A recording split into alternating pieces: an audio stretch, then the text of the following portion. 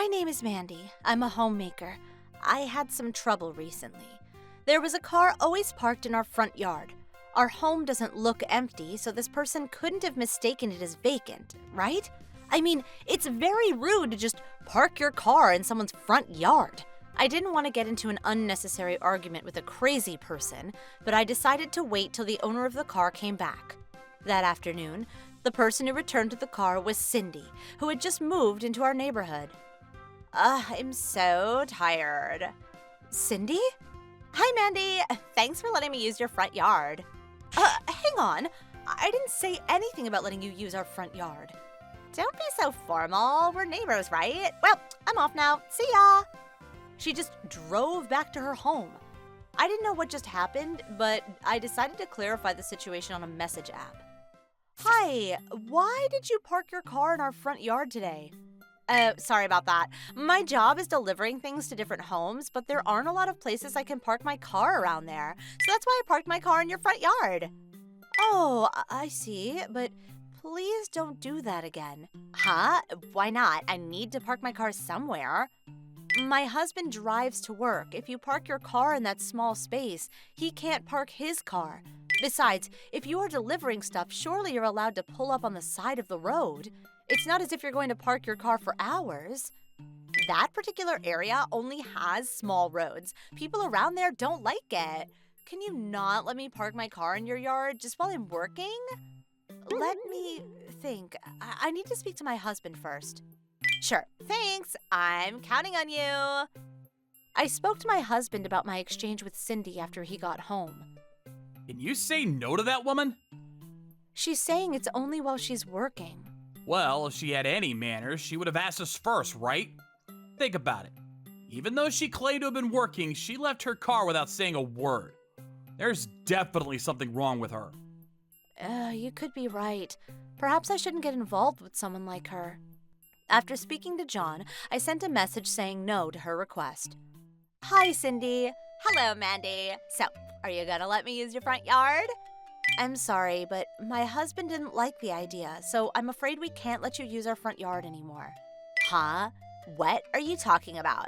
I'm a single parent, so if I can't work, my kids and I will starve. You don't care about that, do you? I'm sorry, but no means no. I didn't know that you were so cold. Why can't you persuade your husband? You owe me that much. I'm sorry, Cindy, I can't do that. I want to help you, but my husband thinks that your lack of manners is a problem. Lack of manners? Well, you don't normally park your car in someone's front yard without permission. You ask first, right? We can't let someone who doesn't even have the common decency to ask first to use our front yard. How can I ask your permission when I'm so busy working? I'm sorry to hear that, but you cannot use our yard. I can't believe you are so cold. Well, fine then. You'll regret it. She sent me this message and finished our conversation. I sent her messages after, but she didn't respond. I was worried, so I spoke to my husband about this. Sounds like she's gonna do it again. Should I put something to clearly indicate no parking is allowed? We bought some traffic cones to block off any cars coming in while John's car is not there. She'll get the message. Why don't we write no parking on the cones for good measure? Despite our efforts, it didn't stop her from parking her car. She just ran over the cones and parked her car in our front yard.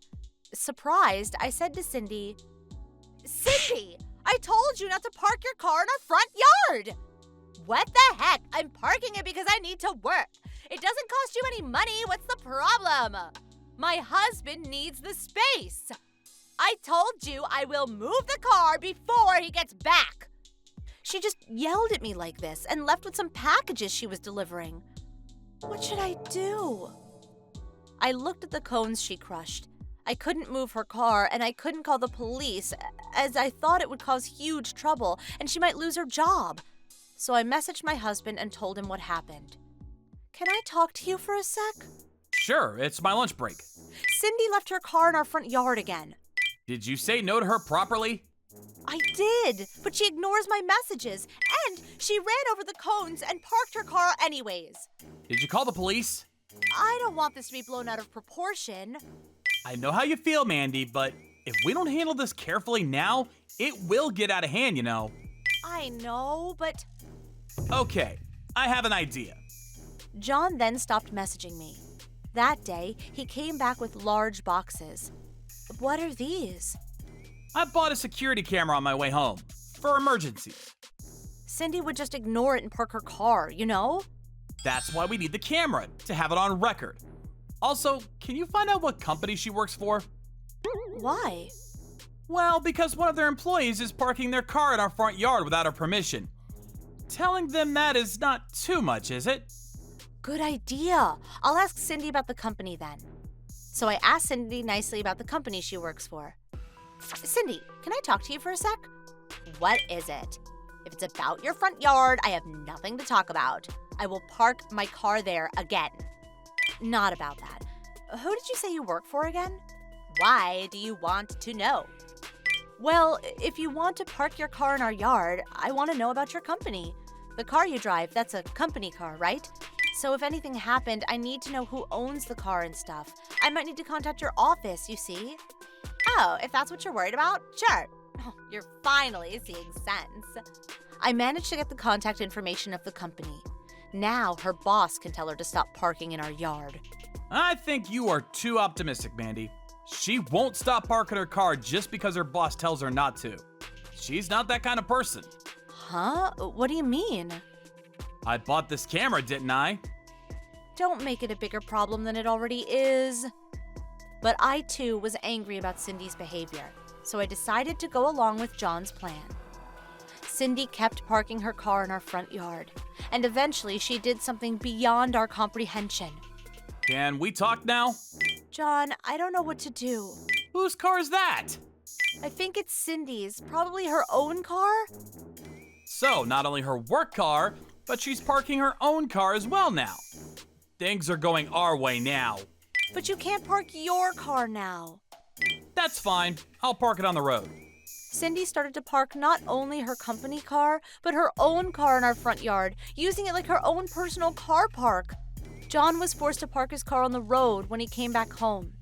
Just then, a very drunk Cindy came back to her car. Hello. I went to see a friend. It was so close to here, so you don't mind, do you? Cindy, how much did you drink? You can't drive like this. Do you want to come in and rest for a while? What are you talking about? I didn't even have a single drop. You telling me I drink and drive? I'm not telling you anything, but I'm leaving now. Then she got into her car and drove off. Oh my, what a train wreck of a woman. John couldn't believe what he saw. It's a little earlier than I anticipated, but let's do this. The next weekend, he went out and bought a huge amount of concrete. He covered the front yard with it. Do you think it will work? It won't cause us any more trouble, right? Mandy, I'm just paving my own front yard with the concrete. It is my right to do whatever I want to my own property. Yeah, you're right. We might as well fill up the cones we have with concrete so they won't be blown away. He was enjoying all the work and poured more concrete inside the cones. To prevent any more strange cars parked in our yard, right? He put the cones on the edge of the front yard so no cars could come in. Next Monday, I heard a very loud noise and Cindy's screams outside our home. What's wrong with the cones? I quickly went outside. I saw a car smashed after crushing into our concrete-loaded cones. And there was Cindy, who seemed to be in some kind of pain. Cindy, are you all right? How can I be all right? What's wrong with these cones? My car's smashed up, my back and neck hurt. You did this! I demand compensation! Actually, we are the ones demanding compensation! Huh? Your husband? John took a day off from work. I called the police already, so you need to wait here, Cindy. Wait? Why the police? I'm the one who should be calling the police! You've been parking your car in our front yard without permission. You ran over and broke our cones before. You went to drive your car under the influence of alcohol. When my wife tried to stop you, you just yelled at her and drove off. After all of that, we need to talk to the police. So could you wait here? The police are coming in a minute. Well, you can't go anywhere with your car anyways. I also called your company about the accident, Cindy. Why did you do that for? You're the one who told me the contact information of your company in case of emergency. We can't leave the car like this anyways. I don't care. When the police arrive, I'll tell them you did all this. She just didn't want to hear anything we told her. So we just waited till the police and her boss arrived. What happened here? The police officer was lost for words when he saw the car all smashed up right in front of the cones. The traffic cones kept blowing away, so I put concrete in them. She crashed her car into them. Oh, I see. She's been parking her car in her yard without our permission. We told her to stop so many times, but she didn't listen. Huh? Stop telling lies. I told you I need to use your yard because of my work. Officer, this is the exchange I had with her about this. Oh, I see. Lady, can you come with me to the station? Wait! They knew I was going to park my car here, but they put these concrete cones here. Is there any law banning a property owner placing objects in his own premises? No, there isn't. It is her who drove over objects which were within my premises. That's true. Even if she was trying to park her car like she said, she was the one who decided to drive into those cones without moving them aside. It's because, I have something I want to show you, officer. Cindy, can you come with us? Sure. What are you planning? John and I took the officer and Cindy inside and showed them the security camera footage. What they saw was the footage of Cindy running over the cones in our yard. So, how do you explain this, miss? Well, the cones were in the way, so... What you did was clearly a crime, damaging someone else's property. On top of that, you parked your car in someone's premises without permission. That's clearly illegal parking. Let's talk more about this at the station, shall we? But what do you... While Cindy was visibly shaken, our doorbell rang.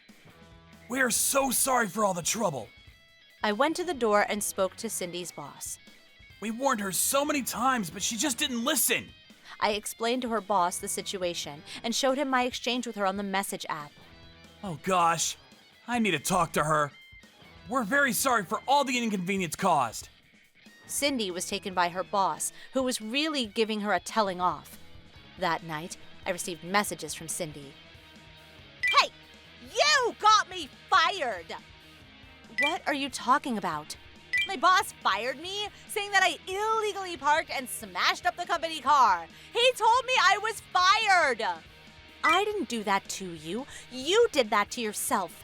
We told you again and again not to park the car in our yard, but you didn't listen. It's your duty to help a neighbor when they are having a hard time.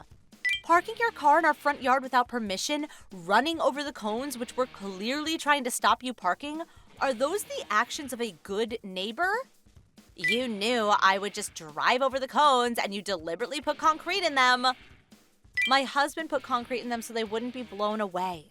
Besides, a normal person wouldn't run over cones which were in someone's yard.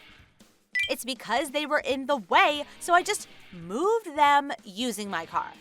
If something is in the way, do you always hit it with your car?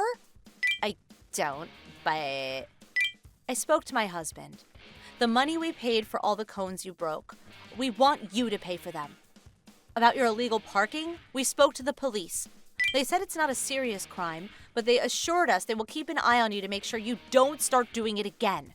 So you'd better not even think about it. If you are that hostile about it, I'll sue you then. You wait. That was her last word on the subject, and she stopped messaging me. She really did try and sue us, but no lawyer wanted to take on her as their client. Even worse, the company demanded Cindy pay for the damages to the car. Because Cindy crashed into the cones on purpose, the insurance company was not interested. It's all your fault! Pay for the car! She was shouting in our front yard, but we called the police and they took her away. She soon moved away from our neighborhood. I don't know where she lives now. I heard a rumor that she ran out of money and the authorities deemed her an unsuitable mother, so her kids were put into care. I knew she would just drive over the cones, so I put concrete in them. Did I do too much? After she moved away, John said that he felt a little sorry for her. But she did what she did. It was her choice to do it, and we wouldn't tell a soul that we knew.